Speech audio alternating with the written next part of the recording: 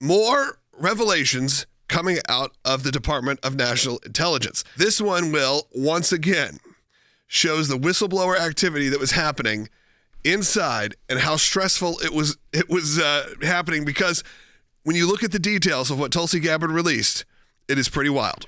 That's right. So this is an alleged whistleblower that Tulsi Gabbard has given the kind of the spotlight on right now, that served as Deputy National Intelligence Officer at the National Intelligence Council. That's a function of the Office of Director of National Intelligence. And this individual worked under the DNI at the time, James Clapper. And what this goes on to showcase, this whistleblower's allegation, is that he or she, it doesn't tell us, it's all redacted when it comes to anything where you could pinpoint who this person is, but that this individual was working on the ICAs. Just give the internet a day or two, they'll figure it out. The intelligence community assessments during the 2016 election cycle, worked on all of the ones leading up to the election, and even on the ICA in 2017, which is that pivotal shift when the intelligence community assessment changed from being Russia's looking to wreak some havoc here, but no real specific candidate they want to win, to they help President Trump win. But where it's alarming. This is where it gets a little wild, because this is where essentially people inside the Department of National Intelligence, inside the FBI, all these different areas, were almost pushed to risk their jobs, to go against the prerogative of which they were hired for, to ensure Donald Trump did not become the president. That's right. And so what this whistleblower says is that they were tasked with then doing a review of the 2017 ICA. That's the one that used the Steele dossier and all these things that then changed the narrative. And what said, because they wanted other agencies to sign on to it to make it a stronger document. Look, yeah. And this individual said, I don't really know that I agree with these assessments. I don't. You have not shown me the proof. You haven't shown me the proof. My analytical work hasn't shown that these are the case. And started receiving threats from the superior over promotions. Yeah. So, first, let's stop.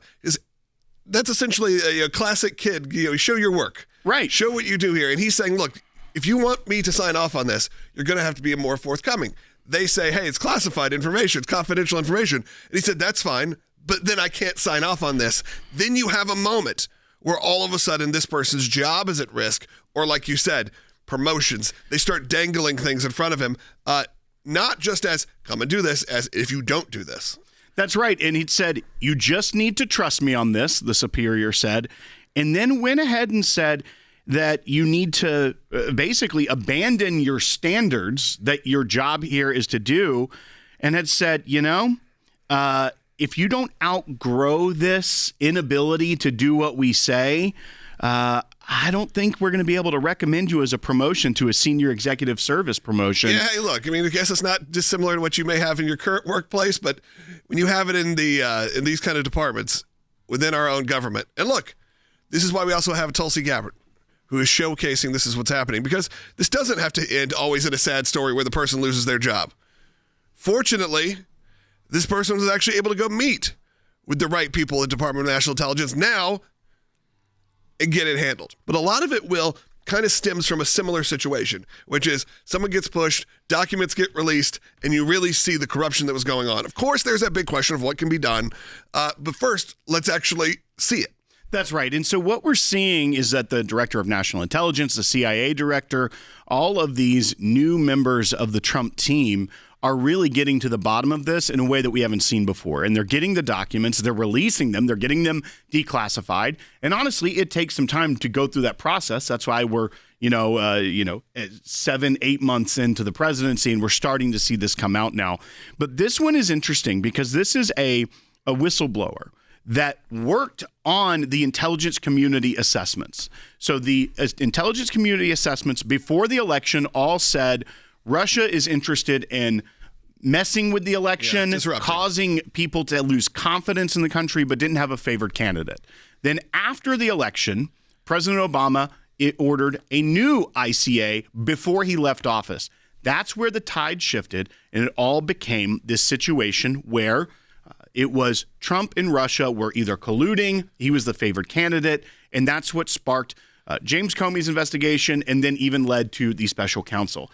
This is shedding a lot of light on how the members of the intelligence community that have sworn an oath to the Constitution, that are trying to defend the country, how they felt about what they were being told to do. And it also gives more credibility to the claims of people like Tulsi Gabbard that this was a years-long coup. They were trying to get the president and trying to make sure either he was out of office or inability to govern as president of the United States. But I want to go through a couple of these things here. This is shocking, really. Yeah. I mean, as you do this, remember how we know the previous administration treated whistleblowers. Right. This is something that has been on the forefront of what the ACLJ work has been over the last half decade. And that is because we know how they treated other whistleblowers. We've represented so many of them. Now, so go back to your mindset. Remember all the people we've had on this broadcast. We'll even play some of the clips from some of them so you can remember what it's like to be one of these whistleblowers during times when they were certainly not being well treated. But when you go through this list, Will, remember, have that in the back of your mind, that this is that administration. So this individual was working on these ICAs, was even doing things like the presidential daily briefings. And so they were in the middle of all this, and they were doing what they were trained to do, adhering to the high standards of the intelligence community.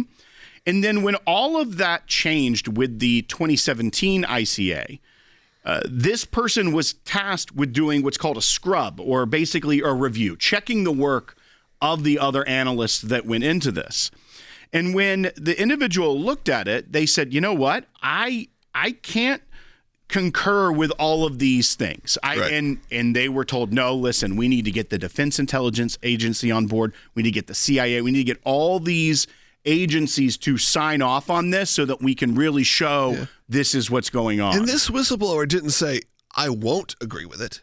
Right. He said, or she said, I don't have the evidence. You're not showing me the evidence here. If you have it, let me see it, and I will consider it. This isn't some radical on the other side, at least as far as we know. So this is some of the back and forth. This is over a period of time, obviously, but that is being told by this whistleblower to the DNI. It says that there's reporting you're not allowed to see. If you saw it, you would agree. So first trying to say, like, don't worry about it, just sign off on it. The individual that's the whistleblower said that, yeah, there's actually parts of that I agree with, but I need to review the other stuff to be able to make this conclusion. Then another statement, the superior said, hey, isn't it possible Putin had something on Trump, to try to blackmail or coerce him? Doesn't that sound a lot like it just rings true from the CIA director Brennan? But then this individual had a debate and just said, look, my own analysis, I'm not going to alter. I'm not going to lower my integrity just to do what you want here. And this individual learned that the Steele dossier was a major part of it by accident. They weren't supposed to know that, but then started questioning that, found out that James Comey was the one who put the Steele dossier in this ICA at the last minute. But then here's where it also gets down. They keep going back and forth and saying, listen, I'm not going to compromise my standards and the intelligence community just because you want to get to a conclusion. You have a political agenda. The superior said, you need to trust me on this. The individual pushed back and said, I can't, that's not my job. Yeah, everyone's had a boss say that to them. That's not my job. And then the individual further reiterated that this ongoing invocation that this person needs to abandon their tradecraft standards, and said, listen, your culture, you look at this as though it's almost a pseudo-religion, the way you adhere to your integrity, and said that if you didn't demonstrate your ability to outgrow that, your adherence to integrity and standards, they're not going to be able to recommend him for a promotion. And this person still pushed back. Finally, this individual comes very frustrated, says, I need you to agree with these judgments so that the DIA, Defense Intelligence Agency, will go along with them. Trying to say, listen, you're the linchpin here. They trust you, so make them trust you and say what we want. Once again, you lose trust with your other agencies, but it didn't end there. because we know that they still went forward with that work product. This individual tried to go through proper channels. To be a whistleblower. Right. Tried to blow the whistle, tried to go to the inspector general multiple times. The inspector general gave them the runaround, told them to go to the DOJ. The DOJ didn't help. And that's when the DOJ was really hamstrung by the special counsel, Bob Mueller. But it kept going for years, even well into the Biden presidency, trying to blow the whistle on this, trying to say something's not right, and continually got shut down. Even a report, they tried to go to John Durham to reveal all this, kept getting shut down. Tulsi Gabbard is now bringing this to light. Jump to August of 2025, and finally this content is revealed, because maybe he could probably, or she could finally get a meeting, finally be heard, because it didn't fit the narrative. And because it didn't fit the narrative, they weren't going to pursue it, and they weren't going to let the whistleblower do what they wanted to do to actually say what was happening, that they were being pushed and pressured and doing something that they not only didn't feel comfortable with, that they thought was wrong, because it was all about politics. Because that is the problem, is even when the elections are over, because remember, this then happened for 4 more years post-election, even when the elections are over, the politics doesn't end in Washington, D.C. It doesn't end on election day and we go, okay, now we're all going to get back together and work. No, everyone's planning on the next move, and with that comes grave consequences. And these are some of those consequences. It's really unfortunate, actually, that this would happen, and we just now hear about it, and it has all of these key players involved. And of course, you do say, well, what can happen from this? What information can this do? Look, I'm just happy that we're having some transparency at this point. That's right. And remember, we at the ACLJ have fought for whistleblowers that tried to come forward during the Biden administration to point out the politicization of the government and the weaponization of government against conservatives. This is just another instance of that. But remember, we've won for people like Marcus Allen, and we are still fighting for people like Garrett O'Boyle. And I think you should hear from Garrett O'Boyle. This is a flashback before Congress, because remember, he was punished severely for trying to blow the whistle on politicization of the government and weaponizing it against conservatives. And here's what he had to say about the FBI. And I want you to take these words, what he says about the FBI, knowing they're a part of this. The CIA, the Director of National Intelligence Office, all of these entities are a part of this. And think about how this person who finally got through to Tulsi Gabbard must have felt that entire time. Roll bite 3. All of the hardships you've gone through. If one of your really good friends, your former colleagues, came to you and said, I have this thing that is being covered up, and I think the American people need to know about it, what advice would you give them? I would tell them first to pray about it, long and hard. And I would tell them I could take it to Congress for them, or I could put them in touch with Congress, but I would advise them not to do it. So you would legitimately try to protect one of your colleagues from doing what you have done? Absolutely. And how do you think that solves being able to shine light on corruption, weaponization, any kind of misconduct that exists with the American people? It doesn't solve it, but the FBI will crush you. This government will crush you and your family if you try to expose the truth about things that they are doing that are wrong. And we are all examples of that. And we're not done fighting for Garrett O'Boyle. We're still fighting for him and any whistleblower that needs protection, because, as he said, the FBI will crush you. Imagine how this person feels that was said, you're not going to get a promotion. Yeah, I'm hoping that right now they're breathing a little bit of a sigh of relief, because they're still employed, right? We found that out. That's right. It does believe that they are still with the Director of National Intelligence. Which is a miracle in itself.